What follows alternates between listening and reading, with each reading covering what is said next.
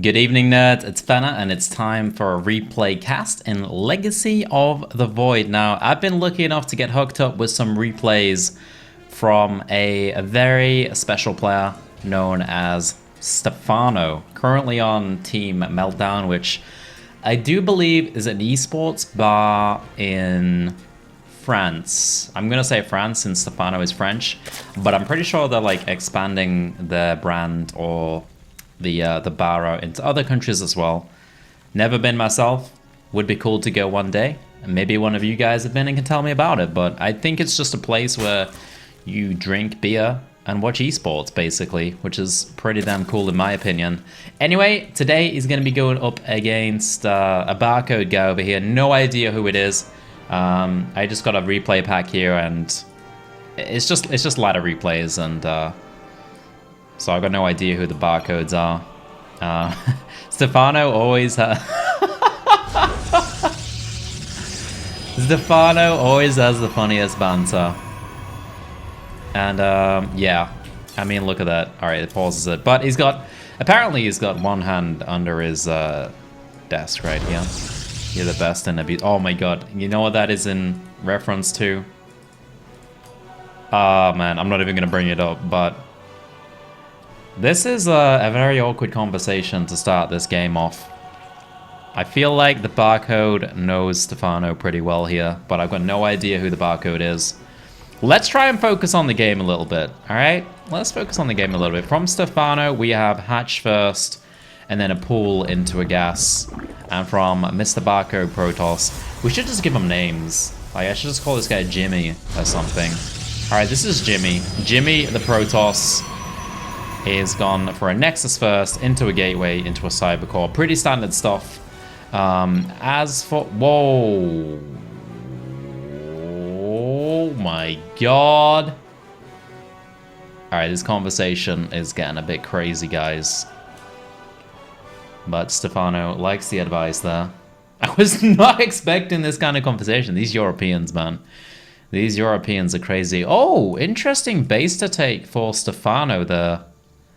Never actually seen anyone take this base as a third base, because, I mean, he could take the gold base, he could take his opponent's gold base, but I guess the probe was over there, and he's like, meh, I can't really be bothered dealing with that. And he just decided to go for that one instead. You do need a fast third base nowadays, because the latest patch put Zerg players down to 3 larvae per inject. The auto-inject is gone. We're down to 3 larvae per inject. The Chrono Boost got nerfed as well. I believe it was a 15% nerf, but it's still the automated, or it's like semi-automated Chrono Boost, not the same as Heart of the Swarm. And you can still stack injects later on in the game as well. So if you've got 75 energy on a Queen, you can slap it down 3 times on a hatchery, and it doesn't pop the 3 injects at the same time, but once one finishes, the next one will automatically start. Is he sending the Queen the wrong way? No, he's just looking out the front for a probe. So what I've been doing in Legacy of the Void lately, and this is why I'm interested in Stephano's ZvP, because I know Stephano always has usually defensive styles, usually. What I've been going for is more of an aggressive mid-game, not like ultra aggressive, all-in kind of style, heavy pressure, but I've been playing like a Ravager Zergling into Muta, and it's been going extremely well. Extremely well. And if they go carriers or sky toss, then basically I just go into corruptors instead of mutas, and it works so well. I've been having massive success with ZvP in the latest patch since the Adept got nerfed. I feel like a lot of Protoss players are playing incorrectly, because they're still trying to play a lot of Adept Prism and Adept-based builds, but I feel like Adept builds are pretty weak now after the latest patch, bringing the Adept down to 60 HP. Anyway, for the Protoss player here, we have an Oracle coming out. Very Heart of the Swarm-esque. But we'll see what he follows it up with. Like, this is the ultimate standard opener for Heart of the Swarm.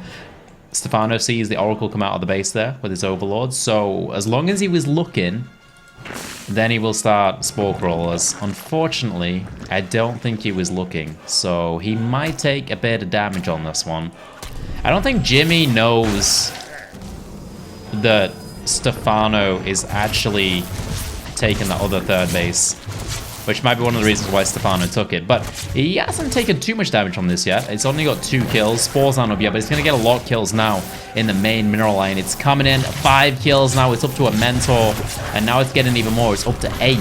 And there we go. It gets slapped away by the queen. But that's a decent oracle right there. It's not amazing, but it's pretty decent. Like, you're going to be happy with that as a Protoss player. He is going for double Evo now, so he will probably be going for melee upgrades. Usually when you see a double Evo like this pretty early on, it's usually going to be the melee upgrades, since they, when you go for a melee-based composition, you usually need to get them going quite early so that you can get into the late game faster, because Lings, they benefit from upgrades a lot more than Roaches do. So we'll see what he does here. Third base coming up from a Jimmy. Definitely going up there. It's very, very hard to pressure these bases nowadays with the pylon, and the cannon. And the fact that the mothership core has a pylon cannon, which does insane amounts of damage. And there we go, we see the melee upgrades coming up on the production tab. But other than that, he's going to pressure the third base. The pylon cannon comes down, and as you see, he just gets pushed back instantly. Void Ray is out on the field now, taking down some overlords. It looks like just one Void Ray though. He has taken the Chrono Boost off the Stargate, and no more came out, so no need to worry about any more air units coming out for Stephano. He hasn't actually seen it yet, so he doesn't know. We've got a Twilight boosting the Blink and a Robo on the way as well. This looks to me like, again, like a Heart of the Swarm build where you just go mass Blink off of a fast third base. It's basically a Heart of the Swarm build. And it looks like Stephano will be going Roaches as well. I assume these will become Ravagers, and he's got the melee. This is basically what I've been doing. He's realized there's probably an attack coming from the Protoss player, aka Jimmy. And yeah, just, I mean, if you're getting Roach Ling anyway, you might as well get Ravagers, because just a couple of Ravagers. You never want to get like 20 Ravagers, but just 4 to 8 Ravagers helps you out so much. Just throwing them down on the army, causing them to micro. If they miss micro, then you do loads of damage. Sometimes you can take down force fields, although I haven't found too much use for taking down force fields, as it does take a while for the shot to go off and land, and usually by then the force field is almost done. So the main use I've found for that is like when your ramp is force fielded and you desperately need to get in, so then you just Ravager shot it. However, he does have a solid amount of Roaches here, 14 Roaches. And I feel like he's going to go for attack. A lot of Zerglings on the way. He's got 10 drones on the 4th base as well. So it's not like he has a shitty economy. And expanding all the way across the bottom of the map. There's such strange expansion patterns for Stephano here. Never seen this style of expanding on this map. That base is actually quite easy to defend in comparison to some of the others.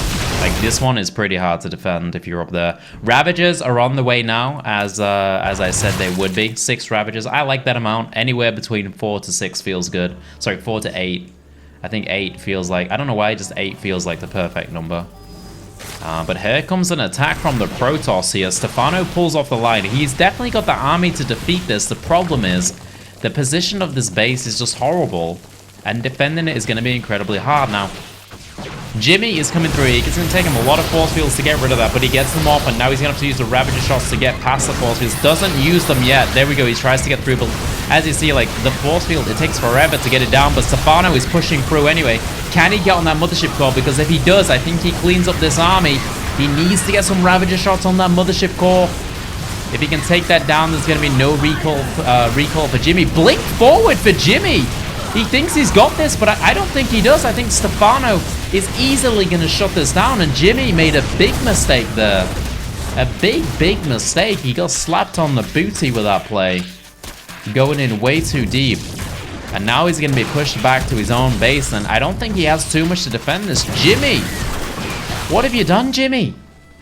That was the wrong play to make there, and I think he just misjudged the situation, thinking he had enough to take it down, but there were so many reinforcements with all these bases that Stephano is taking. That's one thing to mention as well. With the 3 larvae, you really do need to take more... Oh, baby rage. Yeah, you do need to take more bases nowadays, or get a macro hatch.